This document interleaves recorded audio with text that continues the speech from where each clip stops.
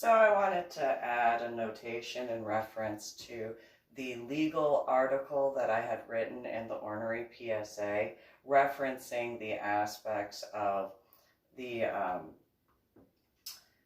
the comic books and stuff like that, the continuation in that regard, seeing how my children are the ones that I wrote the Curious Children book series in reference to assist my daughter and my son in regards to what occurred, while I knew it could help others,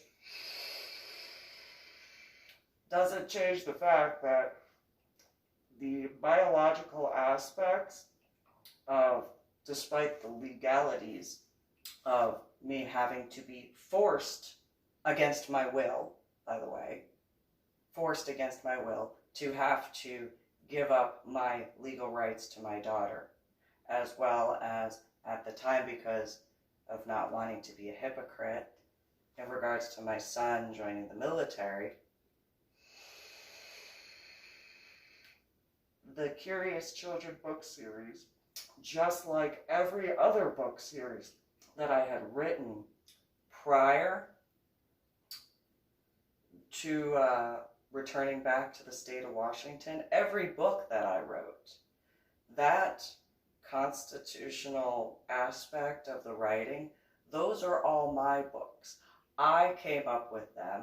My life, by the way, in reference to finding a silver lining and finding the silver lining, in reference to the Curious Children book series, while I do not have my children, which I am not happy about at all whatsoever, and the fact that I'm in the state of Texas and that whole thing is going on, I'm going to throw a temper tantrum because today is the 28th of April in 2020. This is the day that, 10 years ago, what occurred at the Fort Worth Zoo because of the incompetence of the parents that were in charge of my daughter and 6 or 9 other children, as well as the incompetence of the staff members associated with McCoy Elementary School of Carrollton Farmers Branch Independent School District. And while we're on quarantine and lockdown at this point in the United States of America and the state of Texas, the Curious Children book series that I wrote, that is still mine. The copyrights are still mine because, number one, my name is in the title. That's first and foremost. My name is in the title of every one of the books that I put into the Library of Congress, so there is that, my author name. Second, then there's the aspect of the fact that I wrote them for the purposes that I did, so, my life and so on and so forth, but also in reference to my biological children, as well as the fact that while I did not graduate from basic training in the United States of America's Armed Forces because of that head injury on Palm Sunday in 2000, that whole family aspect that I wrote about in regards to the Curious Children book series, that has to do with not only my biological children, the ones that I raised, that I gave birth to, and the purpose behind that, but also in reference to the military aspect and spiritual and so on and so forth. So my book series, mine, nobody else's, mine. And then in reference to the Kennedy Curse failsafe books that I wrote, again, my name is in the title of the copyright, so then there's that. And the realistic aspect of nobody came up with that book except for me. And I didn't watch any movies that ever would have given me any of that idea for any portion in that book, nor any comic books or non-fiction books, or fiction books, I should say. I read non-fiction books, but not fiction books, because I have a thing about that. So that's all mine. And then as far as the paroxysm of the Lotus book series, again, my name, my first and my middle name, are in the title of the copyright for my book series. So the paroxysm of the Lotus book series, my books, not anybody else's, cannot be utilized without my permission, and I don't give that permission.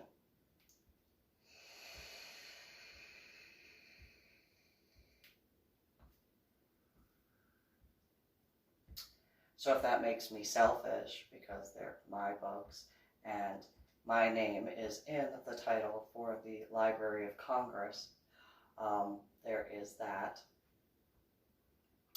And so nobody can sell those books except for me, and they're my copyrights for all of eternity.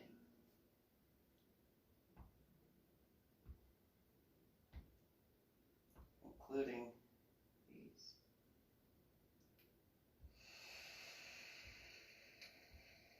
So that aspect, if somebody were to attempt to want to try to buy those copyrights, they can't, because my name is not only the author, but in the title. And I go by Susan Mealing, Reverend Susan Mealing, Reverend Mealing. I didn't go by Lady Dory Bell in the writings. So if anybody thought that they could, legally, you know you can't.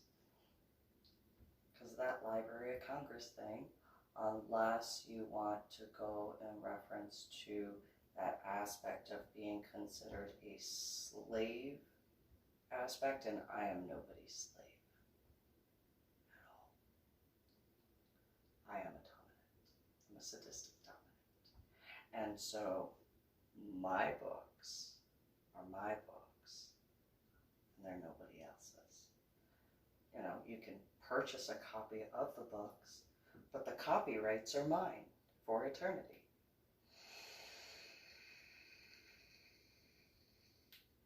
Because I came up with it. I wrote it. Nobody assisted me writing it. Oh, and nobody assisted in any of the editing, and nobody assisted with anything except for me. I did it by myself. And while some might want to take credit, they cannot. I'm throwing a tantrum, partially. I admit I am throwing a tantrum because, well, you know, today is the 28th of April, and it doesn't matter what year of it being the 28th of April, going back to various aspects.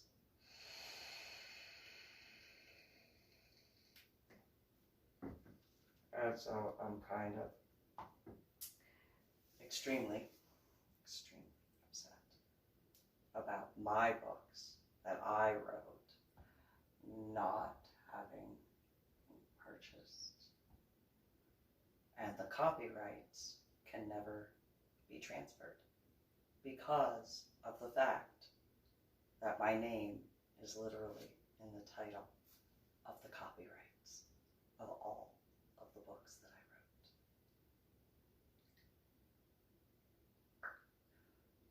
And my driver's license and my military IDs prove that. So if somebody had attempted to purchase those copyrights illegally, knowing that my name is in the copyrights for the title, you don't have that right.